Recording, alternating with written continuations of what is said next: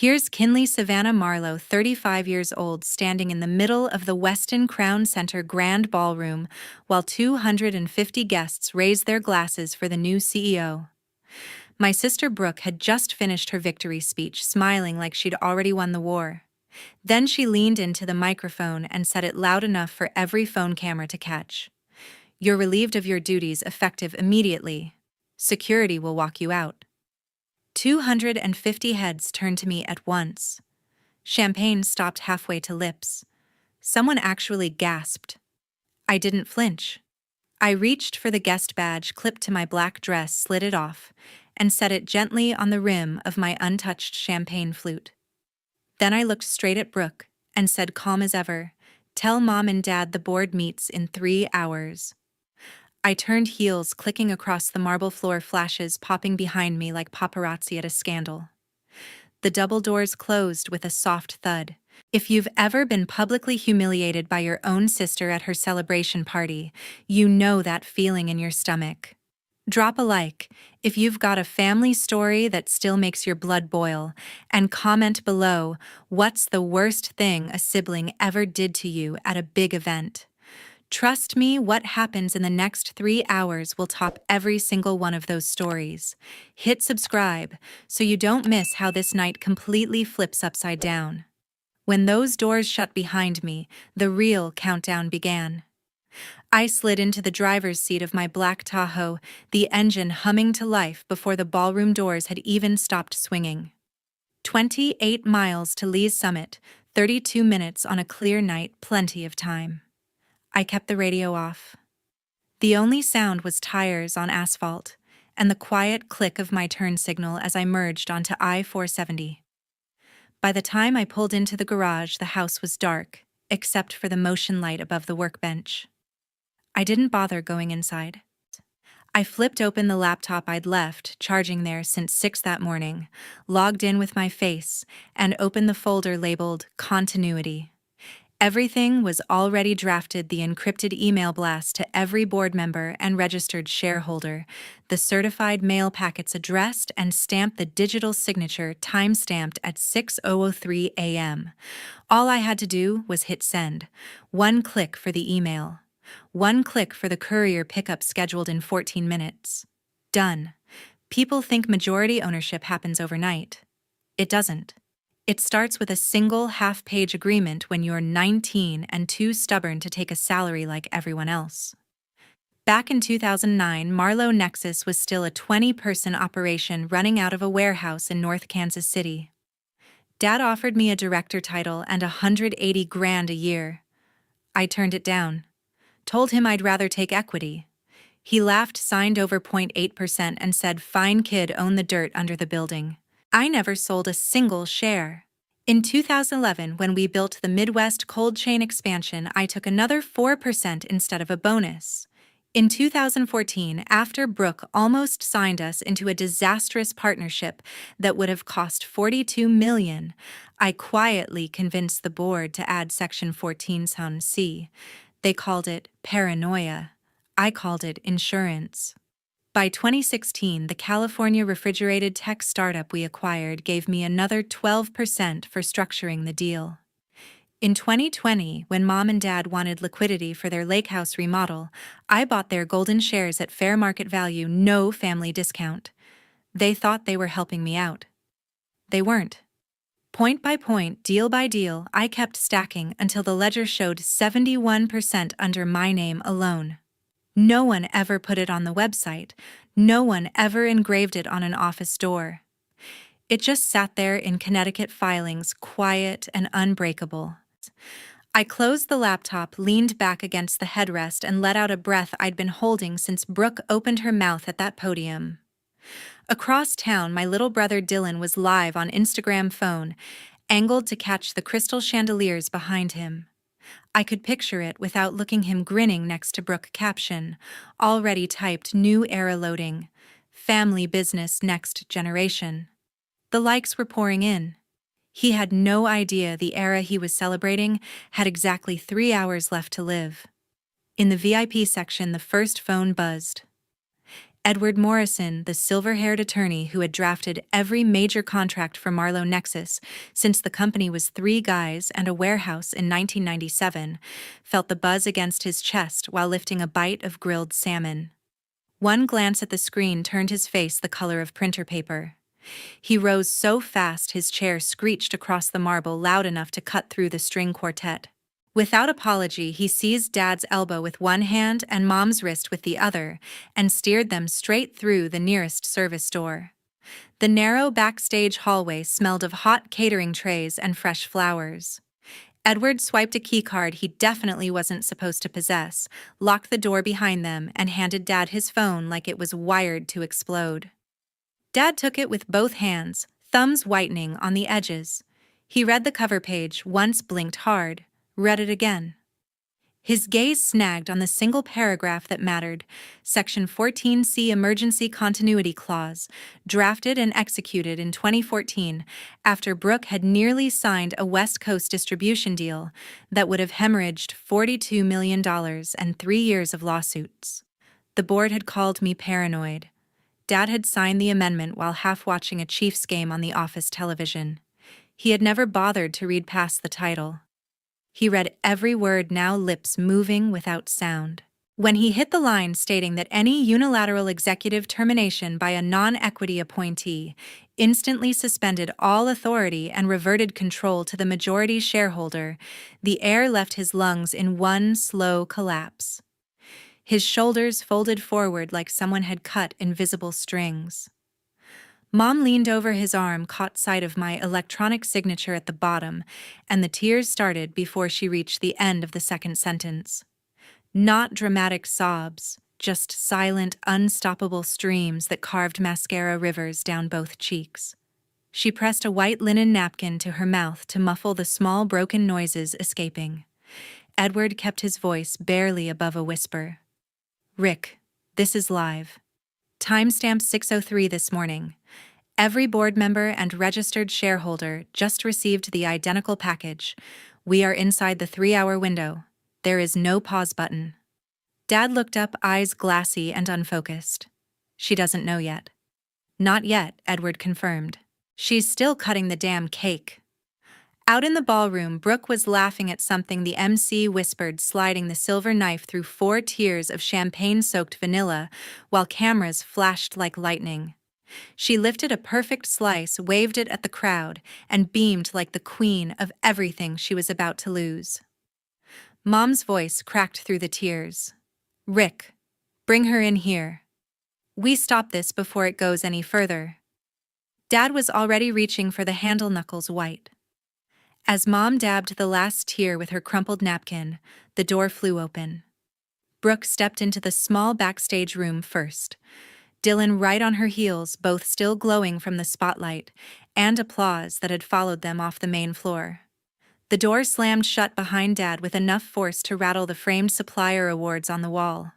The smile that had been plastered on my sister's face all night didn't even flicker at first. "What exactly is this about?" she asked, smoothing an invisible wrinkle from her white blazer like she had a red carpet interview waiting. "Did Kinley throw one of her dramatic fits and run crying to you?" Dylan snorted, thumbs flying over his phone screen. Typical. She always needed the attention when things didn't go her way. Dad didn't speak. He simply turned the iPad around on the small conference table and slid it across the polished surface so the screen faced them. The latest official Connecticut filing filled the display, ownership breakdown freshly stamped that morning, notarized, certified, and impossible to dispute. 71% sat in bold under the single line that read, "Kinley Savannah Marlowe." Brooke's eyes locked on the number. Her perfectly lined red lips parted, but nothing came out. The confidence drained from her face in slow motion, leaving only shock. Dylan leaned over her shoulder, expecting some kind of joke or glitch. When the same figure stared back at him, his smirk vanished like someone had flipped a switch. His mouth opened, opened again. No sound. Just a soft wheeze. Brooke finally managed to whisper, thin and razor-sharp. "This has to be fake. Some cheap trick. She can't possibly own it's real." Edward cut in, voice flat and professional, the same tone he used in depositions. State stamped at 8:47 this morning. You triggered the exact clause she authored the day you tried to sign that $42 million disaster on the West Coast. Brooke's manicured fingers snatched her phone from the crystal-embellished clutch thumb already stabbing my contact. Straight to voicemail. She tried again, harder this time. Same cold, automated greeting. She had been blocked since sunrise, and the realization hit her like a slap. "This is insane," she hissed, spinning toward Dad so fast her blazer flared. "You let her do this. You let her hide it from all of us." Dad's face had turned to granite, jaw-locked, eyes hard. "I signed what was put in front of me every quarter. Same as you do, without ever reading past the first paragraph." Dylan finally found words, voice cracking like a teenager. "We can still fix this. Call the emergency lawyers, file for injunction, anything." Edward shook his head once, slow and final. "You have less than 3 hours before the mandatory meeting is called. After that, the vote is binding under majority control. No court in Connecticut moves faster than 71%. Brooke's breathing turned shallow and fast. She looked from the iPad to Mom's tear-stained cheeks, to Dad's clenched fists, searching every face for an ally, a lifeline, anything. The room shrank around her with every frantic glance. She tried one last time, voice breaking completely. She wouldn't destroy her own family over petty revenge. Dad met her eyes without blinking. "You destroyed any chance of mercy when you humiliated her in front of 250 people who used to work for her." Silence swallowed the rest of the oxygen in the room. Brooke stood frozen, staring at the glowing screen, while the truth sank in like ice water. Dylan kept refreshing his phone, thumb shaking, hoping for a miracle that would never arrive. While Brooke still stared at the iPad, every board member's phone began to vibrate at once. The first phone to vibrate was Harold Weinstein's, the board chairman, while his fork hovered halfway to his mouth. The screen lit up with the encrypted attachment and a subject line in bold red: "Emergency Shareholder Meeting, Section 14C, activated." Harold's jaw tightened. He set the fork down, pushed back his chair, and walked straight to the head of security stationed near the east exit. One sentence, low and clipped: "Lock the room. No one leaves." Within 15 seconds, every other board member's device followed. Margaret Klein opened hers first, eyes widening behind her reading glasses. Paul Delgado cursed under his breath. Phones started rising around the ballroom like black mirrors catching the chandelier light. The jazz quartet hit a wrong note and simply stopped playing. Security moved fast. 6 additional guards in black suits appeared at the 4 main exits and both service doors. Arms folded, feet planted, polite smiles that said, "Try me." A venture capitalist near the coat check made a half-hearted move toward the lobby. A guard stepped sideways and blocked the path without a word. Another guest phone, already to his ear, tried the west corridor and found the same wall of muscle. The message was clear and instant: the celebration was over. On stage, the MC, a local news anchor hired for the night, sensed the shift. He took the microphone from a confused server who had been about to announce dessert. "Ladies and gentlemen," he said, voice steady but louder than necessary, "please remain seated and keep your seats. We will have a brief, unscheduled announcement from the majority shareholder in just a moment. Thank you for your patience." The house lights dimmed one more notch. The string lights over the cake table stayed bright, making the 4-tier champagne masterpiece look suddenly ridiculous. Brooke hurried back out from the private corridor, cheeks flushed, crimson hair slightly out of place for the first time all evening. She grabbed the microphone stand with both hands to steady herself, knuckles bone white. "Everything is perfectly fine," she declared, the words rushing together. "This is just a minor administrative update. Please everyone stay calm and enjoy the rest of the evening." Her right hand trembled so violently the microphone squealed with feedback. A ripple of nervous laughter floated up from table 12, then died fast. No one was buying it anymore. Dylan appeared at the edge of the stage, trying to look casual while sliding along the velvet wall toward the service exit. Phone pressed tight to his ear, lips moving fast, eyes darting. He made it 3 steps before a guard materialized in front of him, shook his head once and pointed back toward the ballroom floor. Dylan froze, trapped between the guard and 200 staring faces. The temperature in the room seemed to drop 10 degrees in under a minute. Champagne lost its bubbles in untouched flutes. Waitstaff stood frozen mid-step with silver trays of petit fours. Phones kept lighting up with the same document, the same ownership table, the same name in bold at the very top. A woman at table 6 gasped loud enough for half the room to hear. Her husband tilted his screen so she could read. The gasp spread outward like a wave. Someone whispered 71%, and the number traveled faster than the document itself. Brooke tried again, forcing a smile that looked painted on with a shaky hand. Really, everyone there is absolutely nothing to worry about. We'll be back to celebrating in just a moment. Please, stay seated. Her voice cracked on the last word. The microphone squealed again. No one clapped. No one cheered. The jazz quartet stayed silent, instruments resting on their knees. The MC returned to the stage gently but firmly, taking the microphone from Brooke's shaking fingers. Once again, please remain in your seats. The majority shareholder is on site and will address the room directly in the next few minutes. Brooke's grip slipped completely. The microphone stand wobbled dangerously. Dylan stood pinned against the wall, face drained of color under the golden chandelier's phone now hanging useless at his side. As the stage lights dimmed further for the next segment, the main doors swung open. I walked straight down the center aisle in a simple black sheath dress laptop tucked under one-arm heels, silent on the thick carpet runner. No entourage, no dramatic entrance music, no security flanking me. Just the soft click of the double doors closing behind my back and the sudden hush that swallowed every clink of glass and murmur of conversation.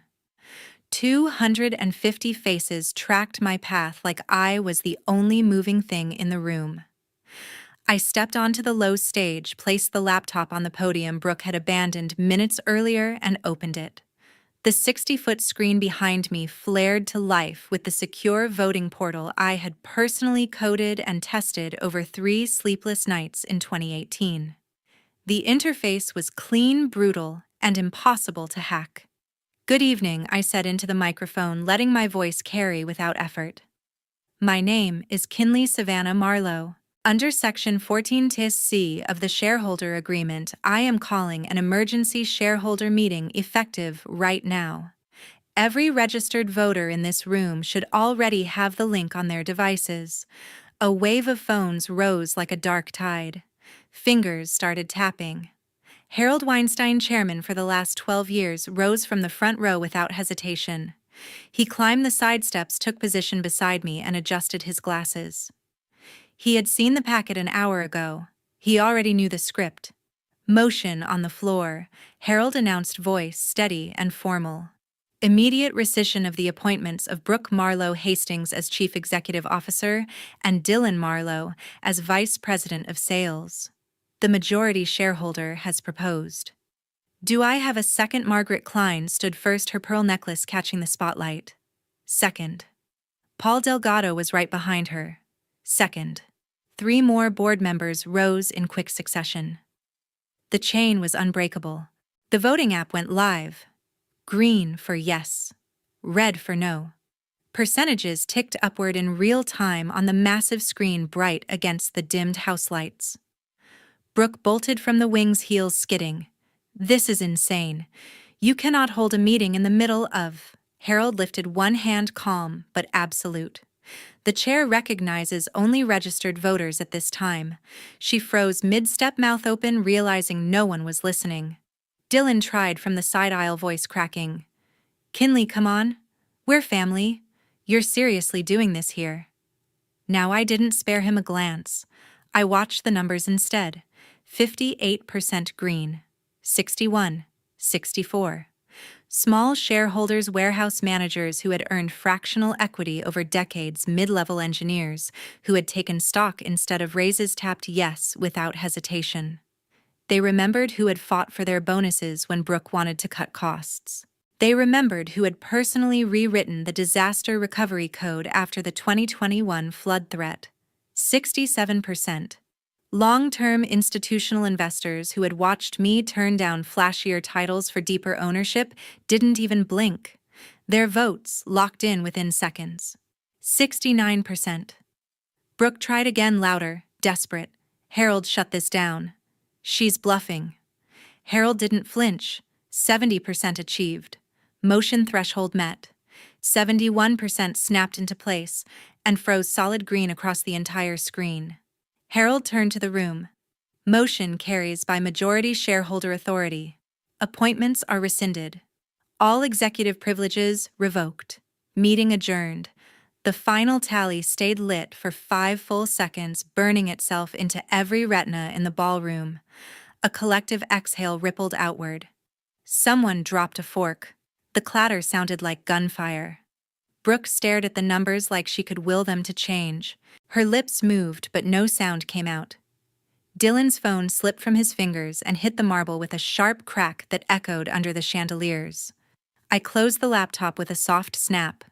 When the last hand dropped and the result flashed across the screen, Harold's voice cut through the stunned silence like a knife through silk. The motion is adopted unanimously.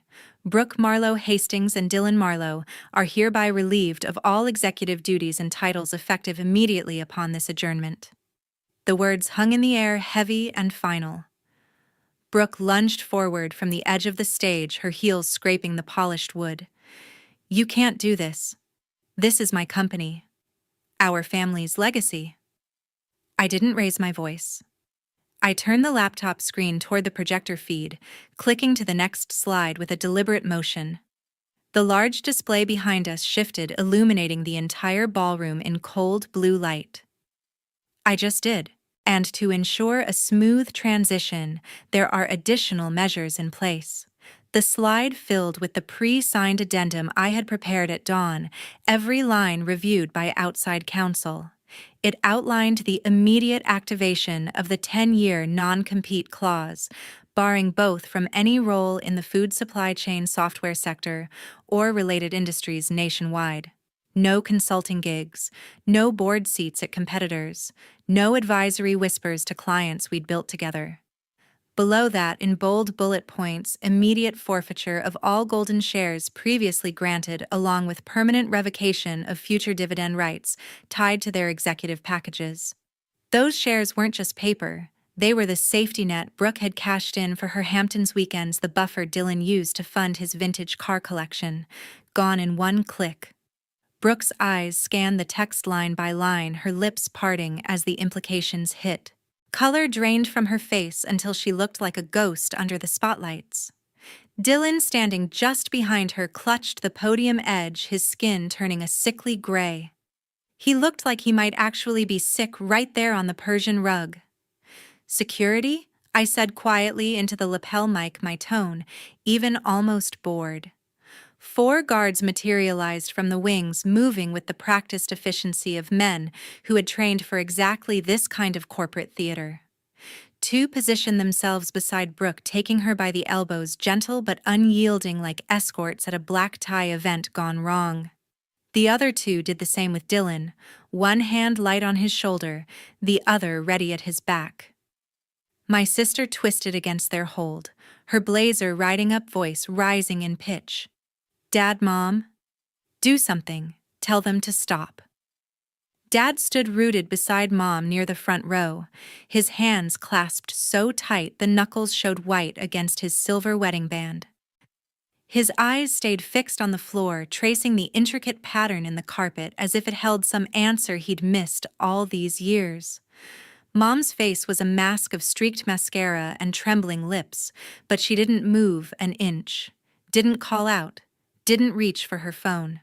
Their combined 8% stake, once a comfortable cushion for retirement golf trips, meant nothing in this room now. No vote to cast, no voice to raise, no power left to wield against the tide I had built, brick by notarized brick. Brooke's pleas turned desperate as the guards guided her toward the service corridor off stage, the one lined with emergency lights and forgotten coat racks. Kinley, please. We're blood. Sisters, you can't just erase us like this. I met her eyes for the first time all night, holding the gaze without blinking. Blood doesn't override contracts. And tonight, you signed the one that ends this chapter. Dylan was already halfway down the steps, his shoulders hunched and shaking under the guard's steady pressure. He didn't fight like Brooke did, just stumbled along, head down the fight draining out of him with every step. The doors to the corridor closed behind them with the same soft, echoing thud they had made when I walked out 3 hours earlier, except this time there was no coming back. The room stayed frozen for another 5 endless seconds, the kind where you can hear your own heartbeat over the hum of the air conditioning. A single cough from the back row broke the spell. Then Harold cleared his throat into the microphone, his baritone steady as ever. This emergency meeting is now adjourned. Thank you all for your attention and cooperation this evening. Dessert service will resume shortly. I closed the laptop with a quiet snap, the screen going dark. The projector hummed off. I gathered my things and walked off stage past the velvet ropes and the staring faces of partners who had once shaken Brooke's hand like she owned the future. Now they nodded at me, subtle shifts in allegiance written in averted eyes, and murmured congratulations. Mom finally moved, then taking a single step toward the corridor, but Dad's hand on her arm stopped her cold. They stayed there, spectators to the end of an era they had started but never fully controlled. Outside, the Kansas City night air hit cool against my skin as I slipped into the waiting car. The driver didn't ask questions. He just pulled away from the Weston's curb headlights, cutting through the drizzle that had started sometime during the vote. 4 months later, everything looked different. The new nameplate on my office door was simple brushed steel: Kinley Savannah Marlowe, Chairwoman and Chief Executive Officer. No fanfare, no company-wide email. The next morning, the building just opened like any other day, except every decision now ran through me. First quarter numbers came in 28% above forecast.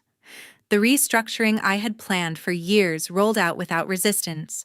Warehouse automation contracts that Brooke had stalled for 18 months were signed in 9 days. Clients who had been on the fence called back themselves. Stability sells. Brooke listed the Lake Lotawana house 3 weeks after the gala. The 6-bedroom lakefront property with the infinity pool and private dock sat on the market for 47 days before a cash buyer from Dallas snapped it up. She needed every penny to cover the accelerated inheritance tax bill that hit when her golden shares were clawed back. The IRS doesn't wait for family drama to settle. Dylan sent out 211 resumes in 11 months. Every interview ended the same way: polite smiles, then silence. The non-compete was airtight and public record. No one in food supply software would touch him. He finally took a part-time sales job at a car dealership in Blue Springs Commission, only wearing the same tired blazer he had worn the night he lost everything. Dad put the Leawood house up for sale in October. Mom refused to stay in Kansas City after the gala photos hit the local society pages. They closed on a 2-bedroom condo in Naples, Florida, overlooking the Gulf. The moving trucks came on a Tuesday. I found out the same way everyone else did. The real estate listing went live. No goodbye dinner, no phone call, just a forwarded change of address form from the post office. The first text from Brooke came 2 weeks after the vote. A single line. I'm sorry, I deleted it. The second came a month later, longer, explaining, pleading. Deleted. Dylan tried next, voice cracking in a 3-minute voicemail about needing a reference. Straight to trash. Mom sent a birthday card in November, handwritten, asking if we could talk. It went into the shredder unopened. I never answered. Not once. Power isn't inherited. It isn't gifted at a gala with champagne and speeches. It's built share by share, contract by contract, over 16 years of choosing ownership over applause. I never wanted the stage. I wanted the foundation. And foundations don't apologize when the house finally falls. Some families break quietly. Ours broke in front of 250 witnesses, under crystal chandeliers with security holding the doors. That night taught me the only lesson that matters: blood might share a last name, but it doesn't share a vote. And votes are the only thing that ever counted.